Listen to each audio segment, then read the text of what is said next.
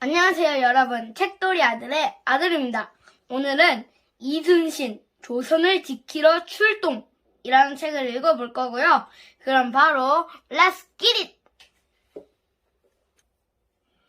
일본군이 바다를 건너 쳐들어온다는 소문이 온 조선 땅에 퍼졌어요.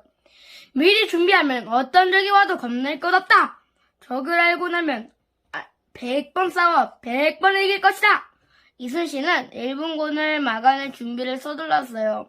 튼튼한 소나무로 판옥선을 만들었고 여러 종류의 화포를 관옥선에 달았어요. 물길이 얼마나 깊고 넓은지, 물살은 얼마나 빠른지, 바닷물이 언제 들어오고 나가는지 샅샅이 조사했어요. 일본군이 쳐들어온다는 소문을 듣고도 나라의 벼슬아치들은 말다툼만 일삼았어요. 한편에서 전쟁이 일어날 거라고 하면 다른 한편에서는 콧방귀를 뀌었어요. 이순신은 나라의 앞날이 걱정스러워 눈썹이 타들어가는 것만 같았어요. 일본군이 두려워야 할 거북선을 만들어야 한다! 판옥선을 둥근 지붕으로 덮고 지붕에는 쇠못을 꽂았어요. 배 좌우로 화포 구멍을 내고 뱃머리에는 불을 뿜는 용머리를 달았어요. 완성된 거북선의 모습은 무시무시하고 늠름했어요. 1592년 4월, 일본이 끝내 전쟁을 일으켰어요. 배를 타고 부산으로 들어온 일본군은 조총을 쏘아대며 한양 근처까지 밀려왔어요. 전하, 도성을 버리고 비난하심이 옳을 줄 아리옵니까? 아니되옵니다. 전하께서 떠나시면 백성들은 누구를 의지하실 겁니까? 선조 임금은 신하들의 이야기에 마음이 이리저리 휩쓸렸어요. 하지만 결국 북쪽으로 떠나는 피난길에 올랐어요. 이순신은 옥포 앞바다에서 처음으로 일본 배들과 마주쳤어요.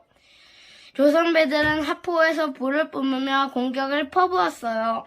전쟁이 시작된 뒤 조선은 처음으로 승리를 거두었어요.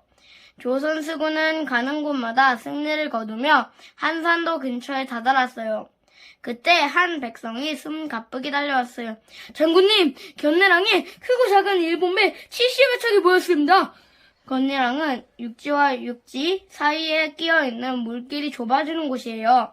물이 얇고 바위가 많아 덩치가 큰 판옥선이 들어가 싸우기에 좋지 않았지요. 이순신은 일본군을 넓은 바다로 끌어내기로 마음먹었어요. 배를 견내랑으로 보내 적의 배를 꿰내어라! 이순신의 명령이 떨어지자 배 5척이 일본군을 향해 쏜살같이 나아갔어요. 5척의 배는 일본 배에 다가가 용감하게 싸움을 걸었어요. 그러자 도망치는 듯 슬쩍 뱃머리를 돌렸어요. 조선 수군이 꽁무니를 빼는구나. 쫓아가 모조리 쳐주부서라. 랄라. 일본군은 조총을 쏘아대며 앞다투어 조선 배를 뒤쫓았어요.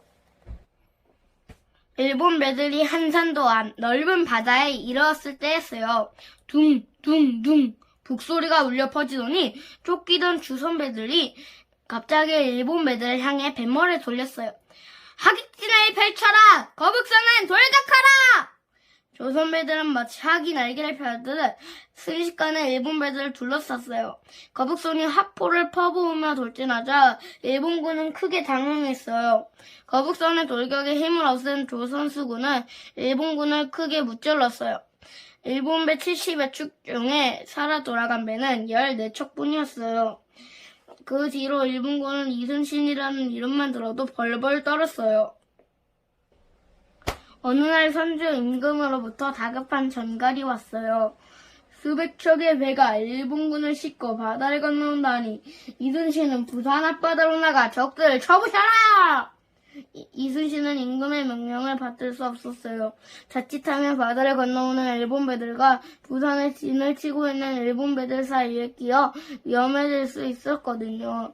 선조 임금의 명령을 따르지 않는 이순신이 괘씸했어요. 결국 이순신은 장군의 자리를 빼앗기고 지위가 낮은 병사가 되었지요. 하지만 이순신은 절망하지 않았어요. 오로지 나라를 걱정하는 마음뿐이었지요. 이 소식을 일본군의 귀에도 흘러들어갔어요. 이순신이 없는 조선 수군 따윈 두렵지 않다.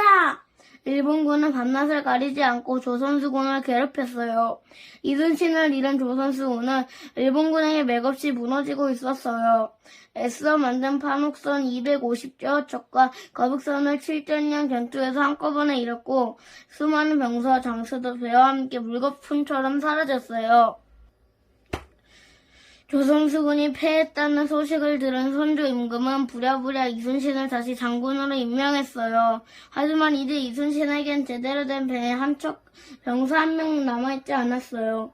이순신은 말을 타고 달리며 병사들을 모았어요. 이순신이 돌아오자 아직 힘이 남아있는 백성들은 하나둘 모여 병사가 됐어요. 배는 고작 12척밖에 없었지만 이순신과 백성들은 하나가 되어 힘을 냈어요.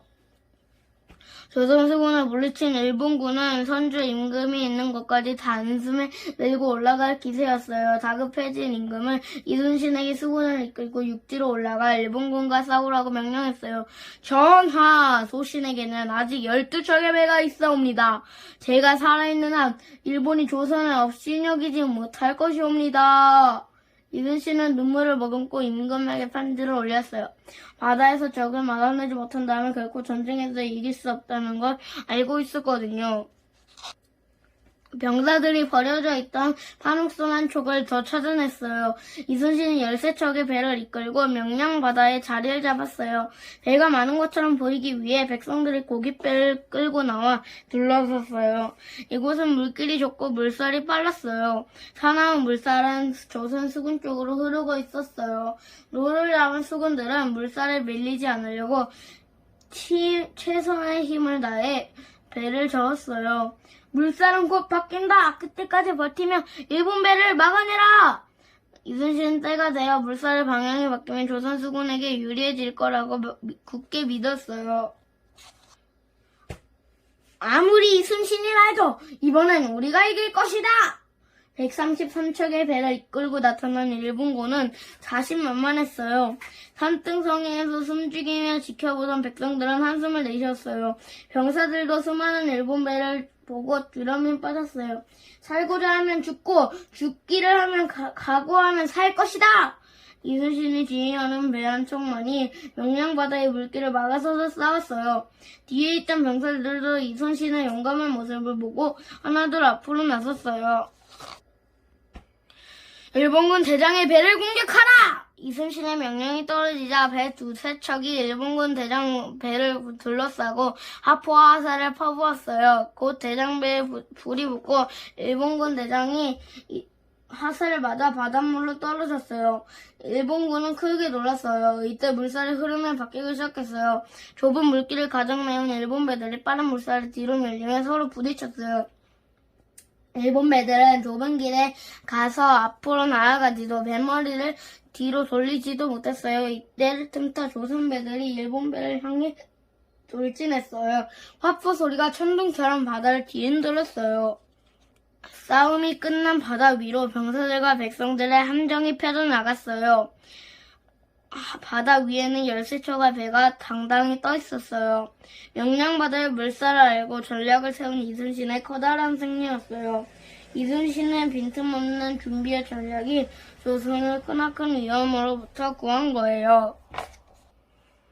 자, 여러분, 이렇게 이순신, 조선을 지키러 출동!